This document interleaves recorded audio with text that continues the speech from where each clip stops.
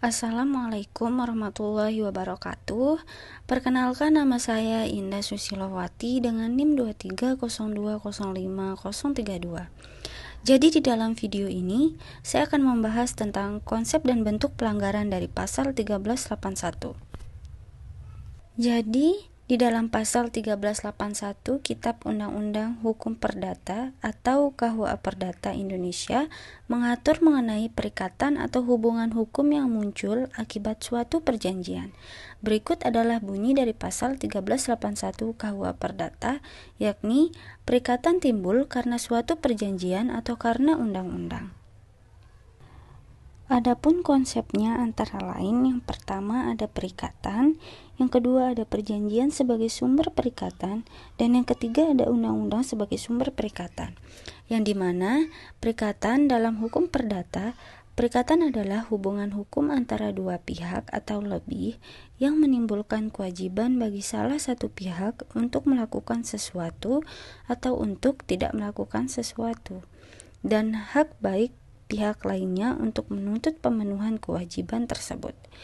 Yang kedua, ada perjanjian sebagai sumber perikatan. Sebagian besar perikatan dalam hukum perdata Indonesia bersumber dari perjanjian, yaitu kesepakatan yang dilakukan oleh dua pihak atau lebih dengan tujuan untuk menciptakan hak dan kewajiban di antara mereka. Yang ketiga ada undang-undang sebagai sumber perikatan. Selain perjanjian, undang-undang juga dapat menjadi sumber perikatan. Artinya, meskipun tidak ada kesepakatan langsung antara pihak-pihak terkait, undang-undang bisa menetapkan kewajiban tertentu yang harus dipenuhi oleh pihak tersebut. Bentuk pelanggaran terhadap pasal 1381. Yang pertama, ada pelanggaran terhadap perjanjian perikatan berdasarkan perjanjian. Jika perikatan yang timbul karena perjanjian tidak dipenuhi, maka salah satu pihak dianggap ingkar janji atau wan prestasi.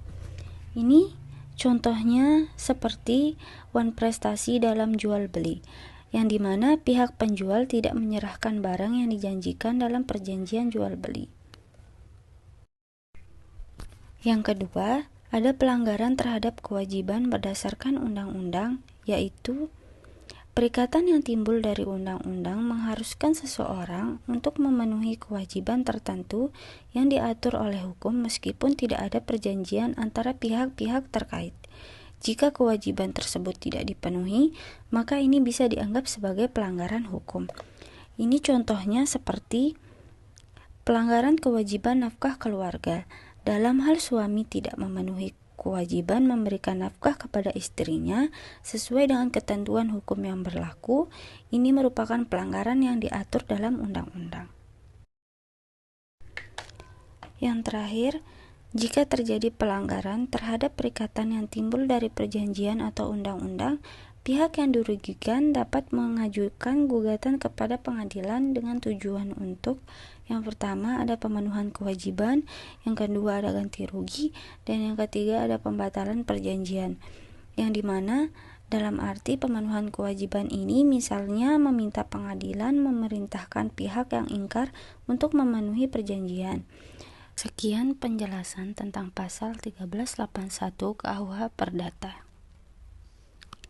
Semoga video ini bermanfaat dan bisa membantu pemahaman Anda mengenai aspek penting dalam hukum perdata Indonesia.